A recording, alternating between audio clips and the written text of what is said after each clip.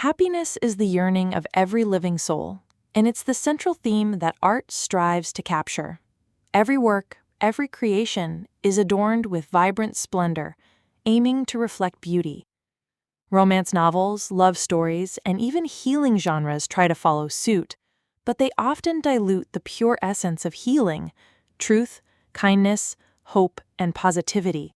Instead, they lean into curiosity, exaggeration, drama, sensationalism, or revenge, cloaking a false facade of goodness. Without these hooks, few seem to care. But is that really how it should be? Every individual dreams of a brighter future, a harmonious family life, and even the authors penning these stories are often driven by practical needs, earning money to support their families, their children, or their health. So why do we sometimes betray the inherent purity and goodness within us? We'll revisit this question later, at the end of the story. For now, pause and sit with this. The time you invest in this story is worth more than billions of dollars. In Eastern wisdom, it's worth 1,000 ounces of gold. It's not just a blank check, it offers guidance for your entire life and the redemption of your very existence. That night, I was consumed by thoughts of ending my life. I sat huddled in a corner of my room, my eyes vacant, my mind drowning in despair and hopelessness. It was so dire that my own mother called, pleading, "Don't do anything foolish, my child. Keep going." She feared I'd act on my darkest impulses, overwhelmed by suffering and an unhappy family life. Was my family truly unhappy? Not exactly. In fact, it might be the envy of many: a kind, hard-working husband, 2 beautiful children, and parents who built us a house so we could live freely. But freedom comes with independence, and independence means managing everything in your home, from the big responsibilities like handling family matters and finances to the daily grind of household chores. For a young woman unprepared or untrained in the ways of family life, marrying too soon can spark a crisis. You're probably curious about the rest of my story. Why I wanted to die. How could I, blessed with life by God, even consider such a foolish act? Didn't I think of my parents who worked so hard to raise me? I did. I thought about them endlessly, which is why I hadn't yet given in to the thoughts that were hijacking my mind, stripping away my reason. I'll share the reason soon, but first, something more urgent. Those thoughts of ending your life aren't yours. Why? Because they exist to torment and torture your mind. They aren't good and they don't reflect your true desires.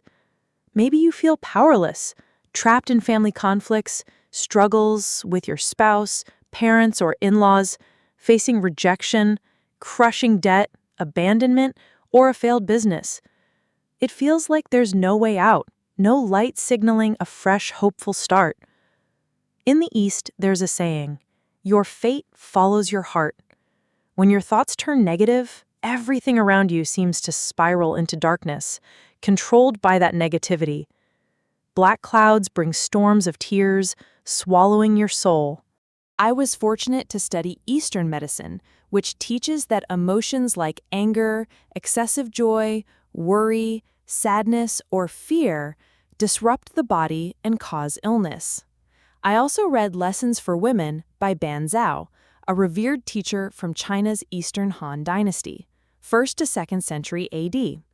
She guided empresses, consorts, and women of her time, teaching that women should embody yielding softness, not weakness, as some misinterpret, but the graceful humility inherent in femininity, standing behind and supporting their husbands.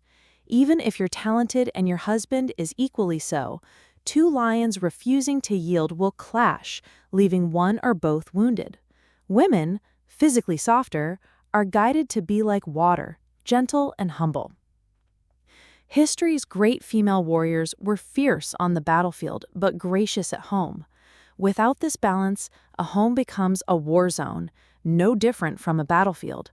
A family should be a cradle for nurturing the soul and culture, a foundation for children to grow in morality, knowledge, strength, and emotional resilience.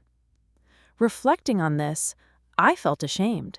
I had access to this wisdom, yet still fell prey to the temptations and confusions of modern emotions and ideas. My children suffered deeply because of my struggles. My eldest daughter became easily agitated, often bursting into tears. Since her pregnancy and as I raised her, I was trapped in a state of frustration and sorrow. Was it because my husband didn't understand me? Was I abused, scolded by my in-laws, or humiliated? Or was it about money? There was a bit of that, yes, but I can't say it was the whole story. The truth is, I was overly emotional. The reason lies in my childhood and youth.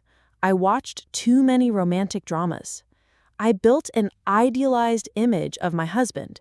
He had to be handsome, successful, empathetic, always putting me first in his eyes. Funny, isn't it? I promised to share the reason I wanted to end my life, and now I'm opening up, honestly. If you haven't been in my shoes, look for similarities in your own life. There's bound to be some. Maybe your parents aren't wealthy, or your children aren't gifted, or you lack money. Perhaps you're plagued by illness, an indifferent spouse, disrespectful kids, or even worse, repaying your child's debts, losing a child, or, as an elderly parent, feeling unwanted by your children, leading to thoughts of ending it all. In this sea of suffering, no pain is absent. But a thread pulled me back from the darkness of those haunting shadows. I had strange dreams. I was running through a gate toward the heavens, but I stopped, turned back to retrieve something. Perhaps my love for my husband? This place, Earth, is where we all live. When I turned back, the gate was closing. Panic gripped me, and I ran desperately to reach the heavens again. But I woke up. You might think I'm making this up, weaving a mystical tale, but no, this was a real dream I experienced. Perhaps a spiritual force awakened me, urging me not to destroy myself over worldly troubles. I vividly recall a story about a woman who attempted suicide 3 times but survived.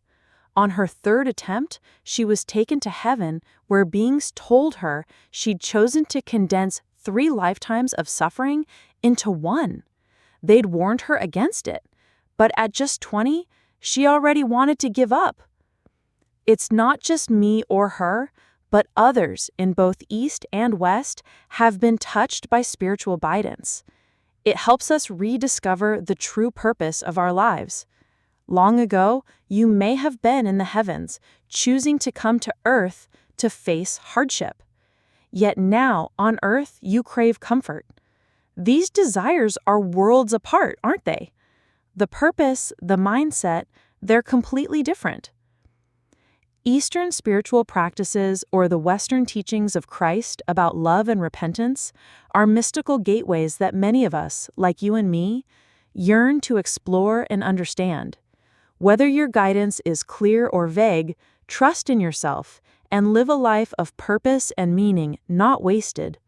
My greatest fear are those dark moments in my life when I locked myself in a prison of resentment, conflict, and judgment of others.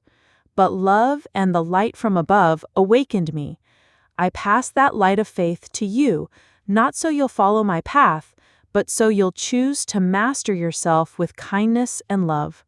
One awakened soul is a chance for a new world, a future where generations live in a civilization that upholds the dignity and morality of humanity. Thank you for being here. Don't forget to subscribe and share your own story in the comments. Your voice matters.